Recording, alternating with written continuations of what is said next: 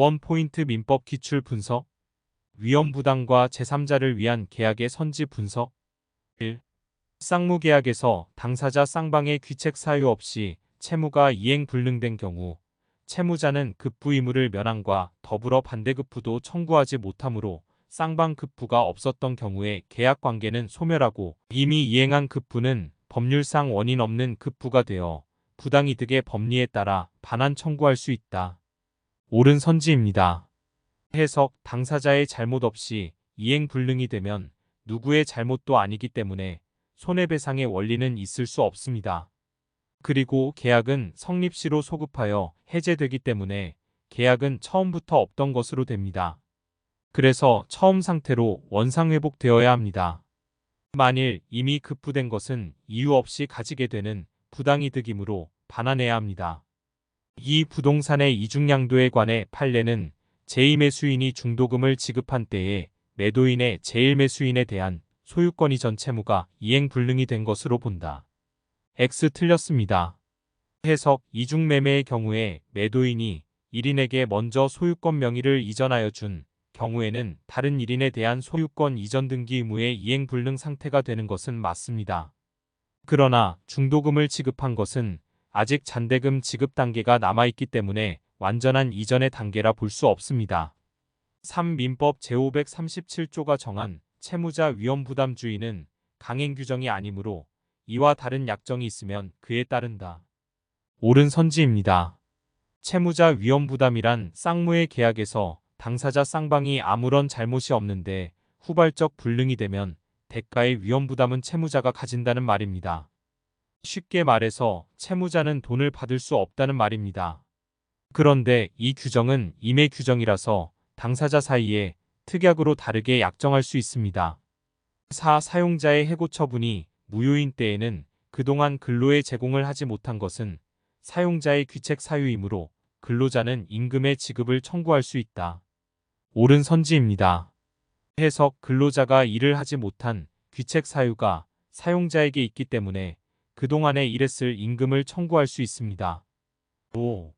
쌍무계약의 당사자 일방의 채무가 쌍방의 책임 없는 사유로 이행할 수 없게 된 때에는 채무자는 이행을 청구하지 못하고 이는 채권자의 수령지체 중이라도 마찬가지이다. 틀렸습니다. 앞부분은 맞습니다. 쌍방이 귀책 사유 없이 이행 불능이 된 경우에는 이행 청구도 할 수 없고 손해배상도 청구할 수 없습니다. 그러나 채권자가 수령지체 중에 이행 불능이 되면 이행 불능의 직접적인 원인의 귀책 사유는 없지만 수령지체라는 잘못을 했기 때문에 위험부담이 채권자에게로 이전하기 때문에 대가의 위험은 채권자가 지게 됩니다. 즉 이행 불능이 되어야도 채권자는 돈을 지급해야 합니다. 6. 민법 제400조에 정한 채권자 지체가 성립하기 위해서는 민법 제460조 소정의 채무자의 변제 제공이 있어야 하지만 채권자가 변제를 받지 아니할 의사가 확고한 경우 이른바 채권자의 영구적 불수령에는 구두의 제공조차 필요 없다. 따라서 쌍무계약에서 당사자 일방이 이른바 영구적 불수령 의사를 표시한 이상 상대방이 현실 제공이나 구두 제공을 하지 않더라도 민법 제538조 제1항 제2문에 정한 채권자의 수령지체 중에 당사자 쌍방의 책임 없는 사유로 이행할 수 없게 된 때에 해당할 수 있다. X 틀렸습니다. 앞부분은 맞습니다. 불수령의 의사가 명확하다면 굳이 이행 제공을 할 필요는 없습니다. 그러나 채권자의 수령지체 중에 당사자 쌍방의 책임 없는 사유로 이행할 수 없을 때에는 현실 제공이나 구두 제공을 해야 합니다. 7. 매매 계약이 무효인 경우에는 매도인이 악의의 수익자인 경우 특별한 사정이 없는 한 매도인은 반환할 매매 대금에 대하여 민법이 정한 연 5%의 법정 이율에 의한 이자를 붙여 반환하여야 한다. 그리고 이는 매도인의 매매 대금 반환 의무와 매수인의 소유권 이전 등기 말소 등기 절차 이행 의무가 동시 이행 관계에 있는 경우에도 마찬가지이다. 옳은 선지입니다. 선의의 매도인은 그냥 원상회복으로 대금을 반환하면 되지만 이행불능인지 알고 판매한 매도인은 공으로 돈을 차게 하는 꼴이기 때문에 이자를 붙여 반환해야 하는 것입니다. 8. 제3자를 위한 계약관계에서 낙약자와 요약자 사이의 법률 관계, 이른바 기본 관계를 이루는 계약이 무효이거나 해제된 경우 특별한 사정이 없는 한 낙약자가 이미 제3자에게 급부한 것이 있더라도 낙약자는 계약 해제 등의 기한 원상 회복 또는 부당이득을 원인으로 제3자를 상대로 그 반환을 구할 수 없다. 옳은 선지입니다. 3자를 위한 계약의 당사자는 요약자와 낙약자입니다. 그래서 제3자는 단지 이 계약의 이익을 보는 자에 불과합니다.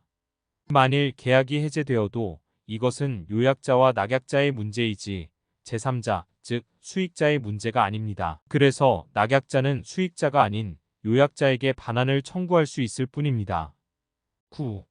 요약자와 수익자 사이의 법률 관계가 무효임을 이유로 요약자는 낙약자에게 부담하는 채무의 이행을 거부할 수 있다.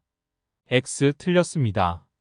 제3자를 위한 계약에서 당사자는 요약자와 낙약자입니다.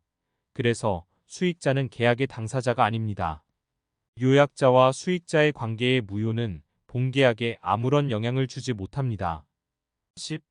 채무자와 인수인의 계약으로 체결되는 병존적 채무인수는 채권자로 하여금 인수인에 대하여 새로운 권리를 취득하게 하는 것으로 그 성격은 제3자를 위한 계약이 아니라 이행인수로 보아야 한다. X 틀렸습니다. 부동산 매매를 하면서 매도인과 매수인이 중도금과 잔금을 매도인의 채권자에게 지급하기로 한 약정은 제3자를 위한 계약으로 볼 것이며 동시에 매수인은 매도인의 채무를 함께 갚는 병존적 채무인수로 보아야 합니다. 채무인수는 그래로 완전히 이전하는 것을 말합니다. 11. 수익자가 수익의 의사표시를 한 이후에 요약자가 낙약자의 채무불이행을 이유로 계약을 해제한 경우 수익의 의사표시를 한 수익자는 낙약자에게 자기가 입은 손해의 배상을 청구할 수 있다. 옳은 선지입니다. 낙약자가 이행을 하지 못한 잘못을 한 것입니다.